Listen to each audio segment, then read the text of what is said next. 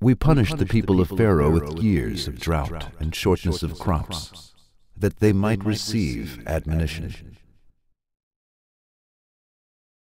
So we sent plagues upon them, wholesale death locusts, lice, frogs, and blood. Signs openly self-explained, but they were steeped in arrogance, a people given to sin. Similar verses of the Qur'an, of which one is given above, inform about the calamities that befell Pharaoh and his community, and mention calamities that were sent to them, such as drought, flood, frog, and blood. It is as follows. Allah Almighty sent an intense rain to the community of Pharaoh, who insisted on denial. The rain continued for 8 days and nights, and no one could get out. Floods occurred as a result of the overflowing of the river Nile and destroyed homes, crops, and animals.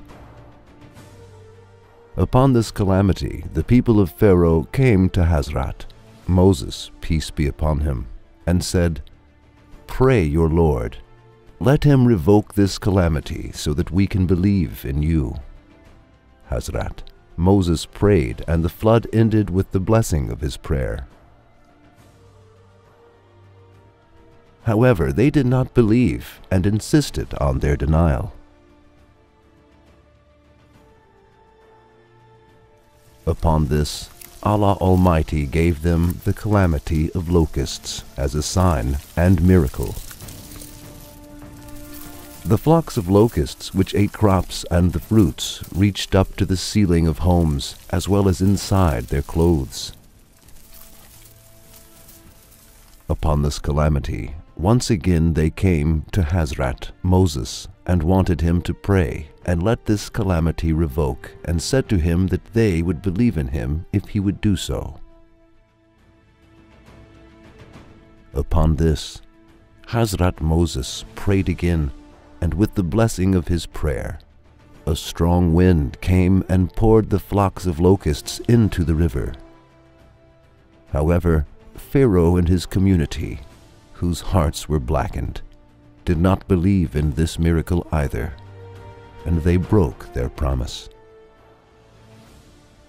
Upon this, Allah Almighty sent them the calamity of insects. The insects ate the crops that remained from locusts and sucked their blood by entering their clothes. Hence they came to Hazrat Moses the third time and wanted him to pray and let him revoke this calamity, and said him that they would believe in him if they would do so. Hazrat Moses prayed again, and Allah Almighty destroyed the insects.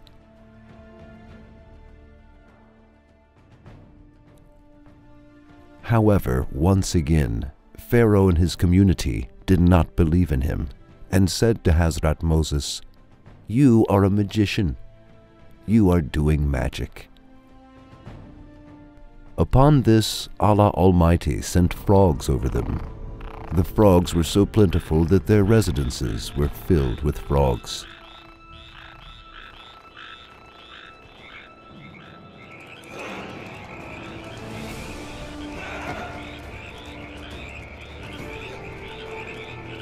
Pharaoh and his community, who could not escape from these frogs, could not find any other way but going to Hazrat Moses for their survival, and wanted him to pray and let these frogs be destroyed.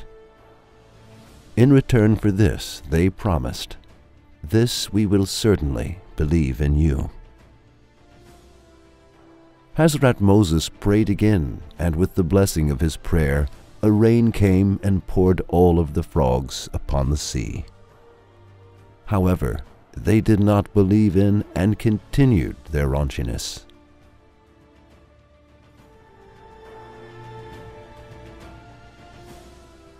Upon this, Allah Almighty poured blood over them, and everything was drenched in blood, including their drinks.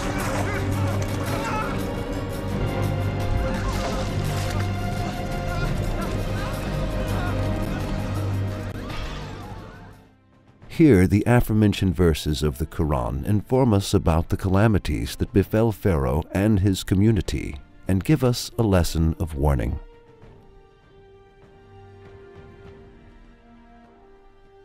So, what do history books say about the events that the Qur'an informs? Now, let us listen to the historical scripts about this subject. The Ipuwer papyrus that remained from the era of Middle Kingdom was found at the beginning of the 19th century. After being found in 1909, this papyrus was sent to Leiden, Holland Museum and translated by Gardner. In this papyrus, calamities such as the drought, famine in Egypt are narrated, as well as the escape of slaves. Besides, it is clearly understood that the author of these aforementioned papyrus, Ipuwer, is the eyewitness of these events. The following is mentioned about the calamities in Ipuwer papyruses, which are also narrated in the Qur'an. Plague is throughout the land. Blood is everywhere. The river is blood.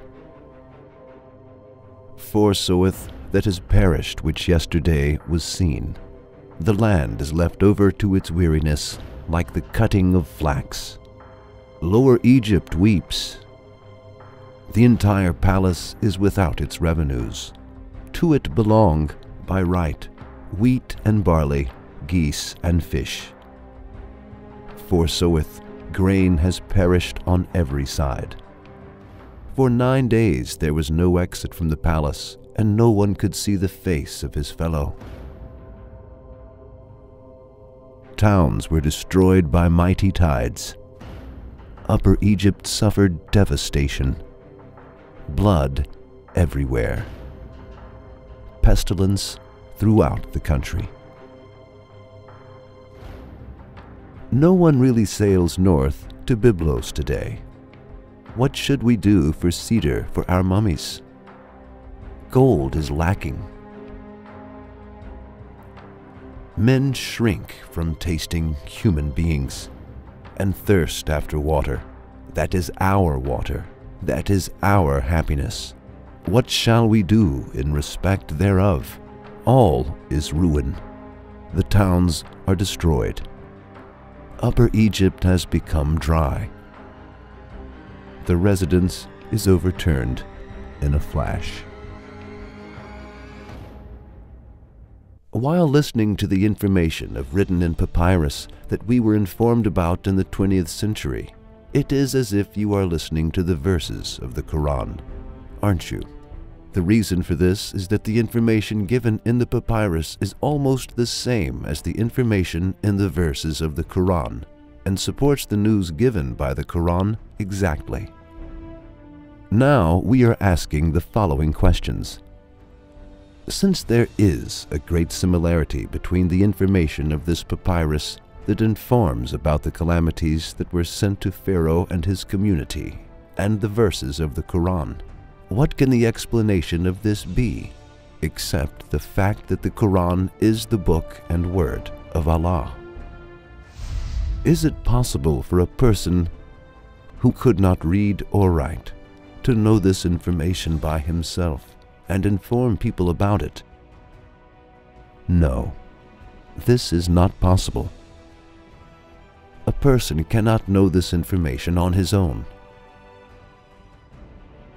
Then the Qur'an cannot be the word of a man, but only the word of Allah, who is pre-eternal and post-eternal, knows anything that happened and will ever happen in detail.